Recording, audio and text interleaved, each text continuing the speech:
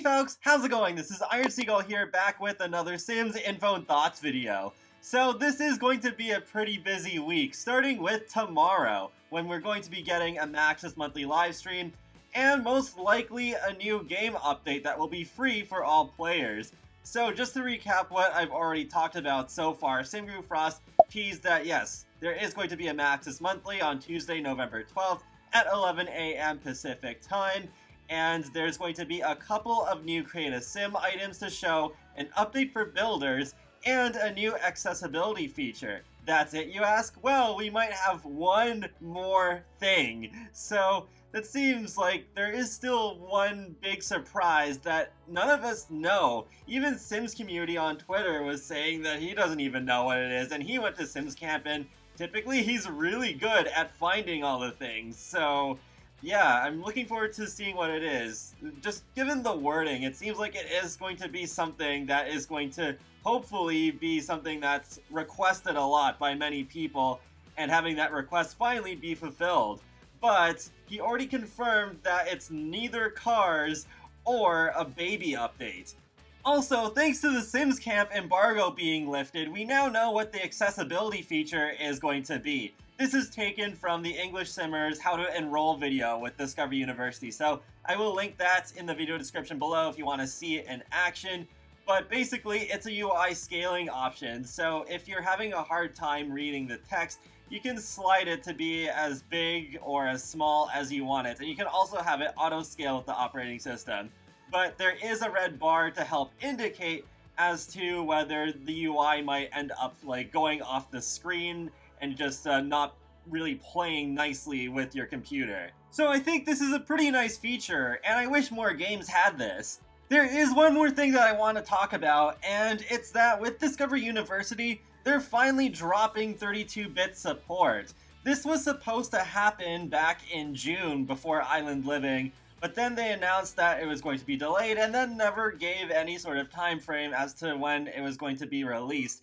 And it's kind of odd because it was actually Krenricht who discovered this on the Origin System Requirements page for Discovery University, now saying, like highlighted in red here from Krenricht's site, it says that the operating system, 64-bit required, Windows 7, Service Pack 1, Windows 8, Windows 8.1, or Windows 10. And for Mac, you need an operating system that supports Metal, which is Mac OS X 10.11 El Capitan.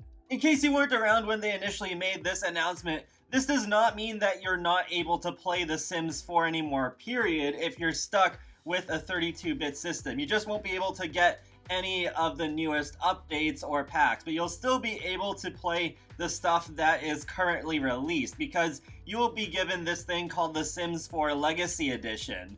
The Legacy Edition doesn't cost anything, and for those of us who are playing on 64-bit or Metal operating systems, we don't need to worry about any of that. So yeah, nothing's really going to change for 64-bit users, and that I think is the majority of us anyways, because 32-bit at this point in 2019 is pretty outdated.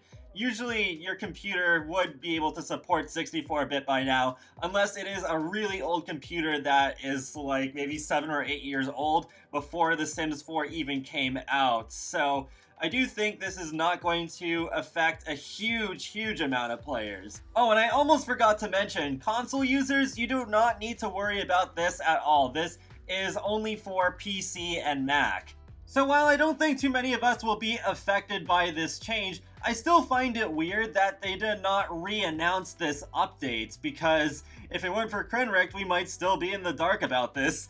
And it is still a significant change to how the game runs. So even though we've already known this was going to happen since before Island Living, why not remind us that, oh okay, yeah, this is when we're actually going to do this now. I find it really weird, like just how this whole marketing for Discovery University I found to be just very strange, and I hope for the next expansion pack they don't do this again. So hopefully, because they're raising the minimum system requirements to 64-bit, which can use more of your computer's memory, then maybe Maxis could hold back a little less on features and world sizes due to performance.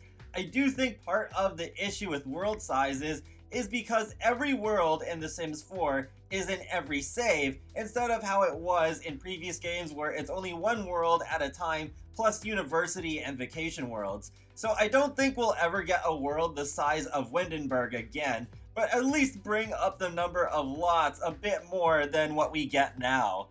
And also, since we already did get a few different transportation options this year, including boats, brooms, and now bicycles with Discovery University, it also makes sense to keep the individual district sizes with the open spaces to be a bit bigger too.